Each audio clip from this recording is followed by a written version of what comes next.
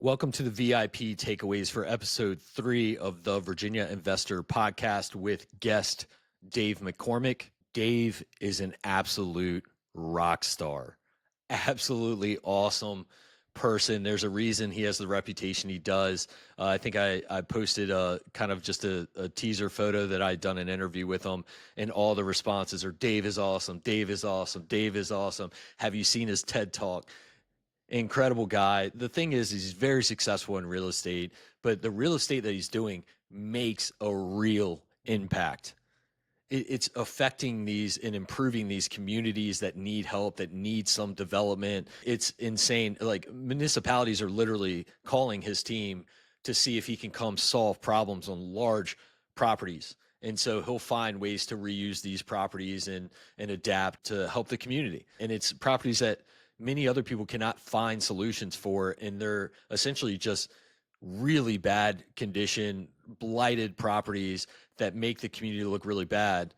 They call Dave and his team, they figure out a solution, and they redevelop these properties, and it's awesome what he's doing. You definitely have to watch or listen to the full podcast episode. These takeaways are more so related to just some minor like mindset things that I noticed, but you got to go watch and listen to the full episode to get the most out of it. And we couldn't even begin to cover all of his accomplishments and deals and things that he's doing. So hopefully we'll have him back another time to kind of go deeper on some other things and get us up to speed on what he's doing now and shortly in the future. I've noticed he has a genuine passion for real estate, not necessarily generational wealth or generational influences or anything like that. He just really, at a young age, he said he built forts, and he figured that might have had some influence on how things were built and structured. And he just really enjoyed doing that. And then when he grew up, he really had an appreciation for real estate. And then sure, he understood financially it was a good move.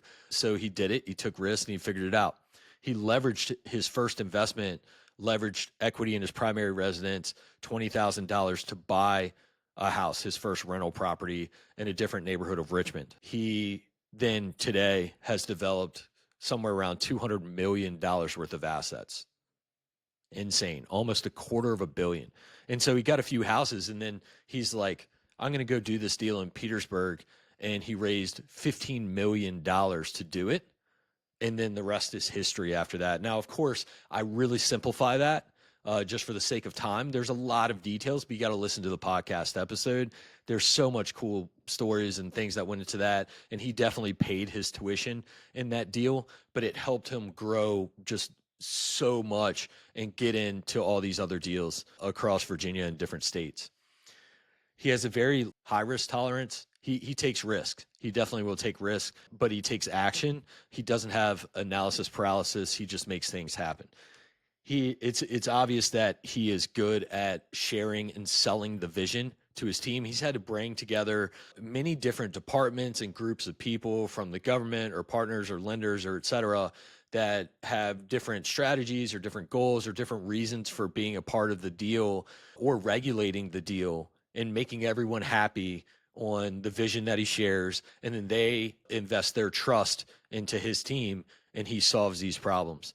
So it's incredible the position that he's put himself in to earn these people's trust and to get these phone calls and these opportunities to go solve these problems. There's a lot we didn't get into. He is doing all kinds of cool stuff with office buildings now and industrial buildings. I would love to get into that if I could get him back on the podcast at some point, doing lots of 1031s. He's doing lots of creative deal structures. We'll get into that next time he's on the podcast, assuming he's willing to come back at some point. Definitely watch this episode or listen to the episode, whatever you prefer. Thanks for watching this, and we hope this is helpful and adds some value. Thanks.